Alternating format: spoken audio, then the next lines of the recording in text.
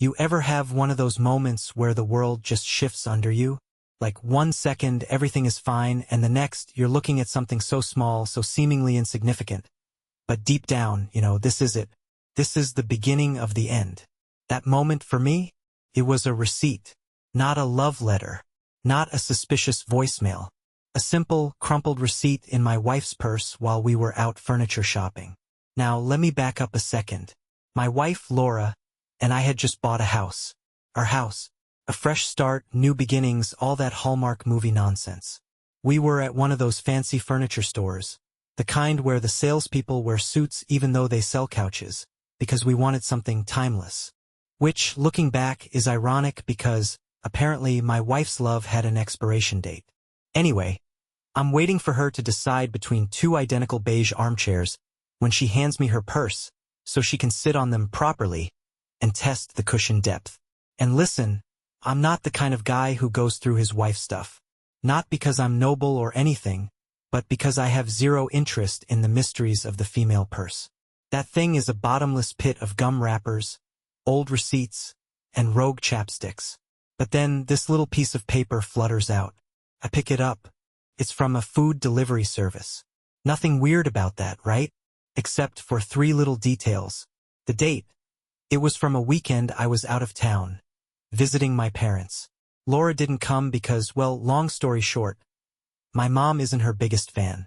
The items ordered, a very expensive seafood platter, including crawfish, which Laura had always wanted but we could never afford, and squid. Laura hates squid. And that's when my brain does that little click. You know the one. The moment when your gut starts screaming, and your brain is like, no, let's be rational. My gut was winning. But I didn't say anything, yet. Instead, I folded the receipt, put it in my pocket and played it cool. Later that evening, while we were making dinner, I casually asked, "Babe, what did you do while I was at my parents'?" She barely looked up from chopping onions. "Oh, nothing special. Work, home, a show, missing you, missing me, missing me." I was hoping for a tiny hesitation, a little flicker of guilt. Instead, she delivered that line with the confidence of a seasoned politician. Now, at this point, I could have ignored it. I could have told myself, maybe she just had dinner with a friend and forgot to mention it. But I've seen enough crime documentaries to know one thing. People only lie when they have something to hide. And trust me, I was about to find out exactly what Laura was hiding. What's the first step when you suspect betrayal? You don't ask questions. You get answers. Here's something I've learned. When people lie, they expect questions. They expect accusations, shouting, tears, the whole emotional fireworks display. And you know what happens when you give them that? They go on defense. They double down. They twist things until somehow you're the crazy one for even suspecting them. Nope, not me. I wasn't about to play that game. Because here's the thing. Laura had no idea I had seen that receipt. She had no idea that I had any reason to doubt her. And that, my friends, is an advantage. You don't throw away an advantage like that. You use it. So, instead of confronting her, I started doing what any rational, level-headed, totally not obsessing husband would do. I became a full-blown private investigator. Not the cool kind, though. No trench coat. No cigarette dangling from my lips. No dramatic jazz music playing in the background. Just me, in my sweatpants, sitting at the kitchen table at 2 a.m. scrolling through phone records with the focus of a man who just realized his whole marriage might be a joke. And let me tell you, when you're looking for something suspicious, you find plenty. For example, there was a certain number that kept popping up in her call logs. Always during the day. Always when I was at work. Laura had never been the talk on the phone type. Texting? Sure. But suddenly, she had hours of phone conversations logged with one particular number. Now, I could have called it right then and there, but that's what an amateur would do. And if I was going to burn my marriage to the ground, I was going to do it right. So, I did what any self-respecting man in his late 30s would do. I Googled it. Nothing. No name. No business listing. Just a generic cell phone number from our area. That meant one thing, it was personal. At this point, my gut was basically screaming, "Dude, connect the dots." But I needed more. I needed proof. That's when I remembered a little trick I'd seen online. Leave your AirPods somewhere, connected to your phone, and use them as a wireless microphone. Genius, right? So, the next day, before heading out for work, I forgot my AirPods in the living room. Then I left. Or at least I pretended to. What I actually did was drive down the street, park, and sit in my car listening in. And let me tell you, hearing your wife giggle like a teenager while whispering sweet nothings to another man is an experience. I mean, I thought I knew every tone of Laura's voice. I knew her annoyed customer service voice. Her mom's calling, brace yourself voice. Her, I'm pretending to listen to you but I'm thinking about something else voice. But this was new. This was soft, giddy, dangerous. And then finally a name. Henry. My wife was cheating on me with someone named Henry. Now, if you've ever been betrayed, you know there's a weird moment of detachment that happens. Like part of you is freaking out, but another part of you, that part is just fascinated. I sat there in my car, staring at my steering wheel, thinking, Henry? I didn't know a Henry. She didn't have a Henry in her life. And then she said something that sent a chill down my spine. So, same time tomorrow? This wasn't a one-time thing. This was routine. My heart was pounding. My palms were sweaty. And yes, I know this is starting to sound like an Eminem song, but trust me, this moment was anything but funny at the time. I turned off the AirPods connection. I had all the proof I needed. Now, it was just a matter of what I was going to do with it. I sat in my car for a long time after that, just sitting there, processing. There's something about realizing your wife is cheating that doesn't hit all at once. It's like a slow-motion car crash. You see it happening, you know what it means, but your brain still tries to argue with reality. Maybe Henry was just a friend. Maybe she was helping him with something. Maybe it was some kind of, I don't know, innocent emotional support thing. Except, there's nothing innocent about giggling like a high schooler and scheduling secret meetups. So, I did what any newly minted detective would do. I found Henry. And let me tell you, that was a plot twist I didn't see coming. See, in my mind, I was picturing some tall, suave, salt and pepper-haired businessman. Maybe a wealthy client, maybe an old flame. You know, someone threatening. Someone who could actually compete with me. But nope. Henry was a trainee at Laura's office. As in, fresh out of college, barely legal to drink, probably still has a poster of a rapper in his room trainee. Laura, my wife, my supposedly mature, sophisticated mother of two wife, was sneaking around with some intern whose biggest life accomplishment was probably figuring out how to do his own taxes. I had to laugh. Not because it was funny, but because my brain just short-circuited. This wasn't just betrayal. This was humiliating. I started picturing her at work, explaining reports, showing him how to send a professional email. Meanwhile, this child, was looking at her like she was some kind of forbidden fruit. And she loved it. Because let's be honest, women don't cheat with someone better. They cheat with someone who makes them feel better. And what made Laura feel better? Being admired. Being the experienced one. Feeling young again. I don't know if you've ever felt rage and secondhand embarrassment at the same time, but it's a deadly combo. My hands were gripping the steering wheel so hard my knuckles turned white. But I wasn't just mad at her. I was mad at me, because now all those little harmless things I had ignored, they were flashing red sirens in my head. The sudden boost in her confidence. The way she started wearing perfume every day, even when she worked from home. The way she looked at herself in the mirror. I had chalked it up to normal changes. Maybe even a midlife crisis. But nope. It was Henry. And here's the kicker, the moment that made my blood run cold. I checked her messages. Yeah, I did. Judge me all you want. She had set her texts with him to disappear 5 minutes after being read. 5 minutes. Do you know how calculated that is? How premeditated? That's not oops, I made a mistake. That's I know exactly what I'm doing, and I don't want to get caught. If you've ever gone through betrayal, you know there's this moment, the exact second when you realize that just walking away isn't enough. For me, that moment happened on a regular Tuesday night. The kids were home. We were all in the living room, having what should have been a normal family night. My daughter was curled up with me, half asleep, and my son was lying on Laura's lap on the other couch. It should have been a picture-perfect moment. Except, while she was sitting there, stroking our son's hair, she was also texting Henry. I watched her out of the corner of my eye. The way she'd glance at her phone, smirk, and type fast, like a teenager sneaking texts in class. And for the first time since this whole thing started, I wasn't hurt. I was just disgusted, because it wasn't just about me anymore. It wasn't about some random intern or a bunch of sneaky messages. She was doing this here, in our home, with our kids right next to her. And that's when I knew. Just divorcing her wouldn't be enough. She needed to be exposed. Not just to me, not just to Henry, to everyone. So, I sat there, pretending to watch the movie, while my mind started piecing together a plan. See, Laura wanted to live in her little fantasy world. She wanted to sneak around and send messages that disappeared. Fine. I was going to give her a night she'd never forget. A real-life fantasy.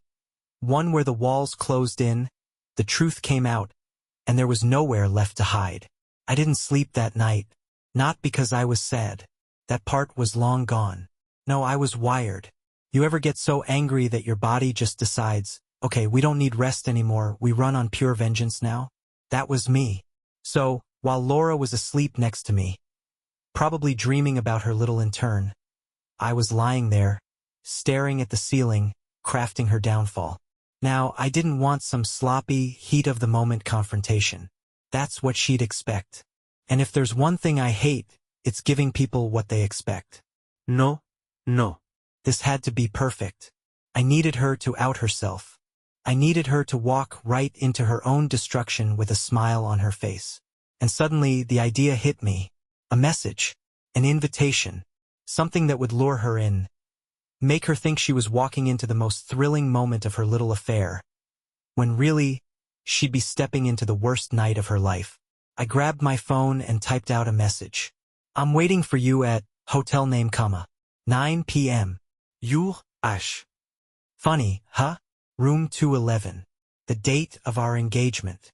Now, was I lying? Technically, no. There would be someone waiting for her in that room. It just wouldn't be Henry. It would be he husband. And just to make things even better, I wasn't only sending the message to her. Oh no, that would be too easy. I also invited her parents, her sisters, my sister, a front-row audience for the grand finale of the Laura and Henry show. The best part? I wouldn't even have to convince them to come. Because if there's one thing I know about Laura's family, it's this. They hate being left out of big moments. And trust me, this was about to be the biggest moment of her life. Now, before I get into what happened next, let me say this. I was raised in a very mind-your-own-business kind of family. You don't air dirty laundry, you don't cause a scene, and you definitely don't invite half the family to witness your personal drama. But Laura's family? Oh, they live for this kind of stuff. These people treat gossip like a professional sport. If two relatives are arguing, someone's already making popcorn. If there's a breakup, they don't just take sides, they draft teams. And Laura? She was the golden child. The successful one. The one who married a good man and had a perfect life. So, what happens when you put a spotlight on her failures? That's right. Chaos. And I was going to serve it to them on a silver platter. I spent the next day playing it cool. Real casual. Didn't act weird, didn't hint at anything. Laura was clueless. She woke up that morning, kissed me on the cheek, the audacity, and went about her day like she wasn't a woman on the verge of disaster. She even sent a few sneaky texts to Henry throughout the day, probably making sure their little romantic rendezvous was still happening. And spoiler alert. Oh, it was happening, all right? Just not the way she thought. Now, let's talk about the invitations. You can't just text people and say, hey, want to come see my wife's life fall apart in real time? That's not how you get RSVPs. You have to be subtle. So, I sent Laura's parents and sisters a message that went something like this. Hey, I have a surprise for Laura tonight at hotel name, room 211, at 9 p.m. It's something really special, and I'd love for you all to be there. Can't say too much, but trust me, it's big. Oh, and I added, Dress nice. Now, let me tell you something about Laura's mom. If she thinks there's even a 1% chance of an engagement, a pregnancy, or some kind of life-changing announcement, she's showing up early and ready for a photo shoot. And since this was coming from me, the good husband who had never caused any drama before, they bought it. Hook, line, and sinker. I also sent a message to my sister, because if I was about to nuke my entire marriage, I needed at least one person in the room who wasn't there just for entertainment value.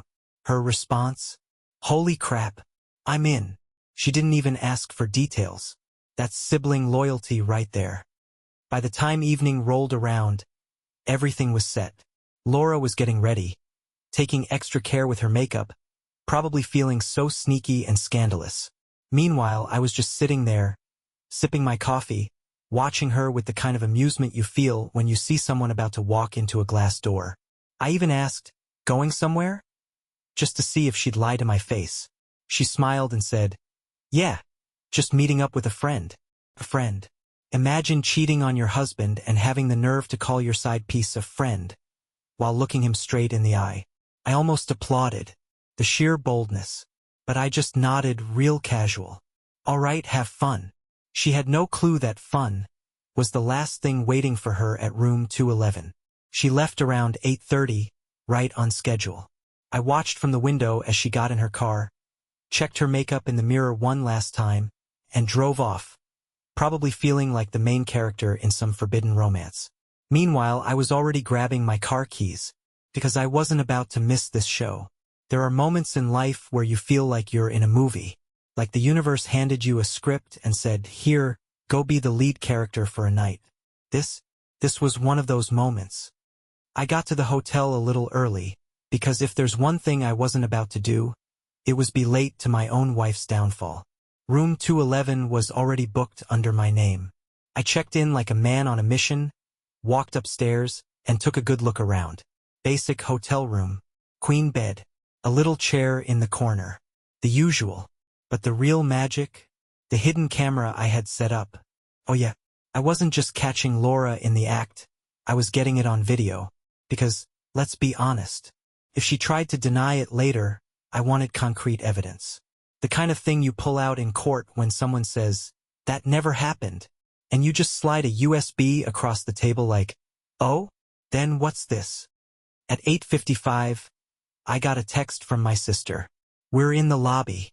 Mom is already asking too many questions." Oh, perfect. Laura's family was ready.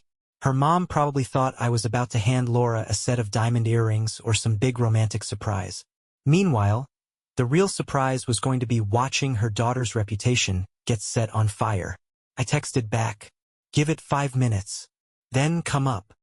At exactly 9 p.m., I heard footsteps outside the door. Then a knock. Showtime. I took a deep breath, schooled my face into complete neutrality, and opened the door. And there she was, Laura, standing in the hallway, all dolled up in a way she never bothered for me anymore. Hair styled, perfume on, wearing that black dress she always said was her special occasion outfit. And the best part? She had that look, that excited, nervous, butterflies in the stomach look. Not for me, not for our marriage, for Henry. Except, surprise, surprise, there was no Henry, just me, standing there, calm, silent, watching as her entire reality crumbled in real time. There are very few moments in life where you get to watch someone's soul leave their body in real time. This was one of those moments. Laura blinked. Once, twice. Her brain was short-circuiting. I could see it, how she was trying desperately to make sense of what she was looking at. Because in her head, she wasn't supposed to be seeing me. She was supposed to see Henry, not her husband, not the father of her children, not the man she had just kissed goodbye an hour ago. And yet there I was, calm, silent, letting her dig her own grave. She let out this awkward little laugh. "Jake? What are you doing here?" "Oh, phenomenal question, Laura." I raised an eyebrow, tilted my head, played it up like I was genuinely confused. "What do you mean? I should be asking you that." I let the words sink in. She swallowed hard. Then she did what all cheaters do when they're caught. She scrambled. Oh, I thought this was, a work thing. I thought my boss was. Ah, the classic throw out random words and hope one of them sticks approach. Bold choice. I smiled. Oh, you thought this was a work thing? She nodded too fast. Yeah. I thought maybe it was a meeting. Oh, okay. So you normally show up to work meetings in a black dress and heels? With perfume on. Silence. Glorious. And I wasn't even done. I stepped aside and gestured to the room. Well, hey, come in then, since it's a work thing and all. Now, at this point, I could see the panic creeping in. She knew. She knew something was very, very wrong. Because not once in our entire relationship had I ever spoken to her like that. Like a cat playing with a wounded mouse. And just as she took a step back, probably to make up some pathetic excuse and run, the elevator dinged. Footsteps. Then, oh my God, there she is. Her mother's voice. Laura's head snapped around. And there they were. Her entire family. Her mom. Her dad. Her sisters. My sister. All dressed up. All standing there. All staring at her. And for the first time ever, Laura, who always had a snarky comeback, always had the upper hand, had nothing. Because how do you talk your way out of this? There are very few things funnier than watching a person realize, in real time, that they've just been buried alive. Socially speaking. And let me tell you, Laura was in a coffin with the nails already hammered in. Her mom was the first to speak.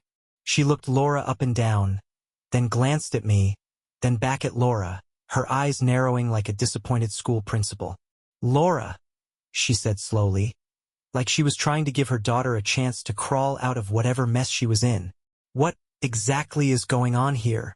Now here's the fun part. There wasn't a good answer.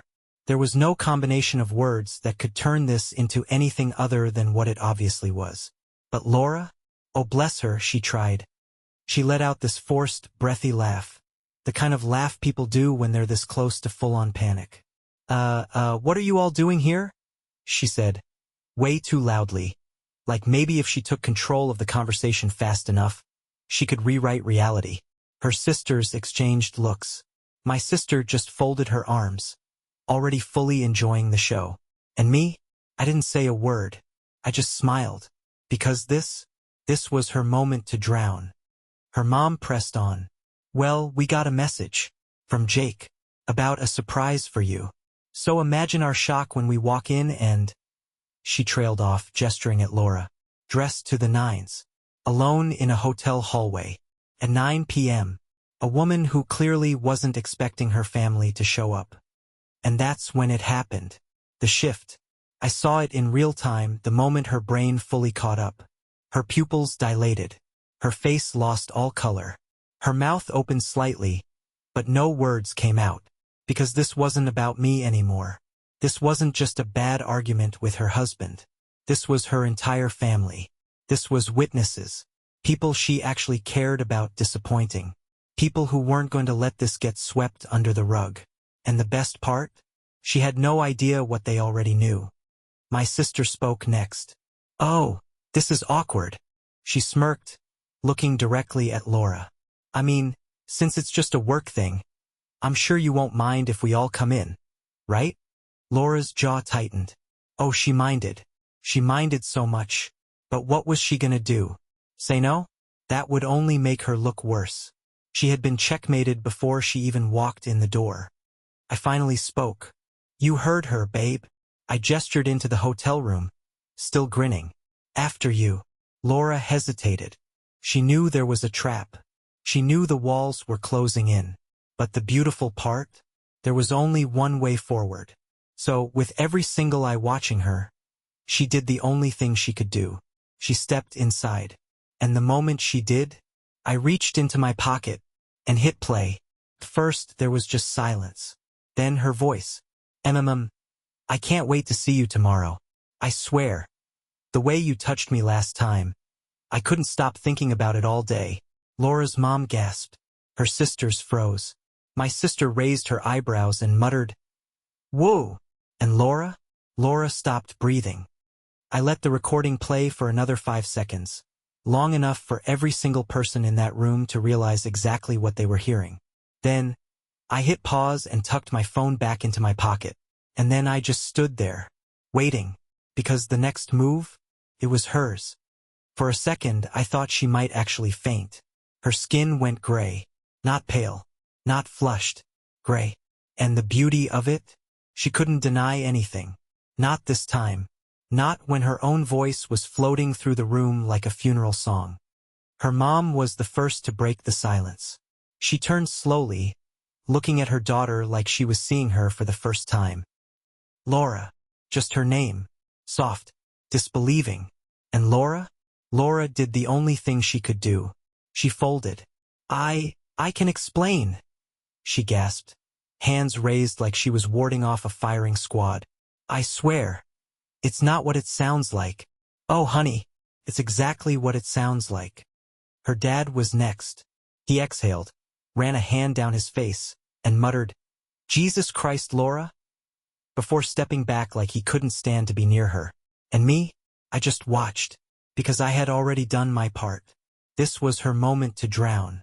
And I was just here to watch the bubbles. Now, you'd think at this point, Laura would have just accepted her fate. But no. See, when a liar gets caught, they don't suddenly develop a conscience. They double down.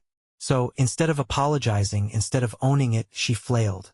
It's not what you think, she blurted, eyes darting to her family, to me, to anywhere that wasn't reality. Jake, please, can we talk about this privately? Privately. Translation. Let me gaslight you in peace. I smiled real calm. Oh, now you want privacy? That's funny, because I'm pretty sure Henry got plenty of private moments with you already. Her mom made a noise like she'd been punched in the gut. Laura winced. And that was the moment she realized she wasn't just losing her marriage. She was losing her entire image, her family, her reputation, everything she spent years curating. And I wasn't even done yet. See, while Laura was busy drowning in the wreckage of her life, I still had one loose end to tie up. Henry, the little intern who thought he could sneak around with a married woman and walk away unscathed. Oh, buddy, you picked the wrong husband to mess with. Earlier that day, I had sent out one very special email. Not just to Henry, to his boss, to the company's HR department, to the CEO, the senior managers, the department heads. Basically, anyone who had the power to make his life very, very difficult. And what was attached? Every single text, every single call log, every single disgusting little message he thought would disappear after 5 minutes. And the subject line? Ethics violation, a must read. Because nothing gets corporate attention faster than the words ethics violation. And guess what? By the time I was standing in that hotel room, watching my soon-to-be ex-wife crumble under the weight of her own choices, Henry had already gotten a very interesting phone call. I looked at Laura, real casual, and said, oh, by the way, you might want to check on Henry. Heard he's having a bit of a career crisis. Laura froze. What do you mean? I smiled. I mean, his boss knows. His boss's bosses know. And if I were him, I'd start packing up my desk. Now here's the fun part. Laura still thought she could fix this. Like maybe, just maybe, she could run to Henry, hold him, tell him they'd get through this together. So imagine her face when she pulled out her phone, tried to call him, and he didn't answer. Oh, honey, Henry wasn't taking your calls anymore. Henry was too busy begging for his job. And that's when she broke. I didn't go home that night. Laura did. Alone. Because as far as I was concerned, my time as her husband ended the moment she knocked on that hotel door. The next morning, I walked into a lawyer's office. And before she could even get her own legal defense together, the paperwork was already in motion. Divorce.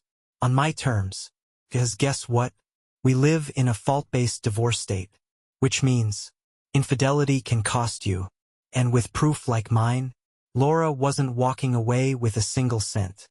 She tried to fight it, of course. Tried to say I had humiliated her, which, by the way, is the funniest thing she's ever said in her life. Tried to say I was being petty. But see, she made one big mistake. She forgot that judges love evidence.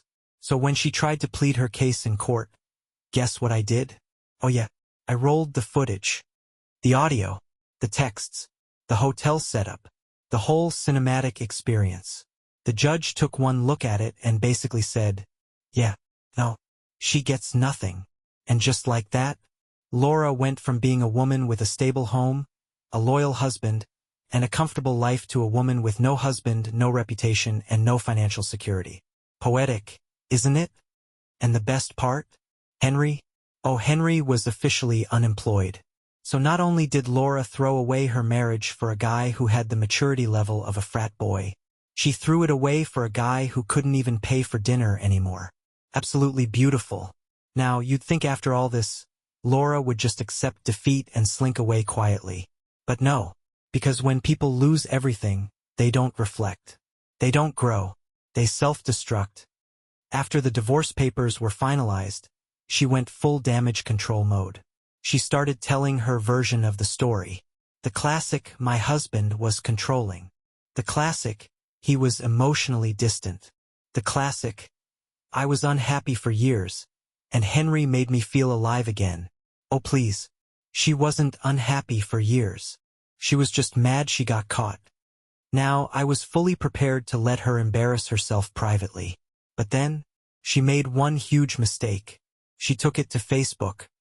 She posted this long, dramatic sob story about how marriage is hard and people make mistakes, and how she wished her family would forgive her for one bad decision.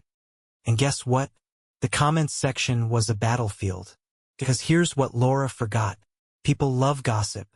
And thanks to her own mother, her own sisters, and about half the women in our town who had already heard the real version of events, everyone knew the truth. Her sisters went off. Her mother called her a disgrace. And me? I didn't even have to comment. Because the best kind of revenge is when you just sit back and let the truth spread on its own. It's been about a year since all this went down. And I'm thriving. Got a new place. Focused on my kids. Living a cheater-free life. And Laura? Well, she lost everything. No husband. No respect. No money. And Henry? Oh, you're gonna love this.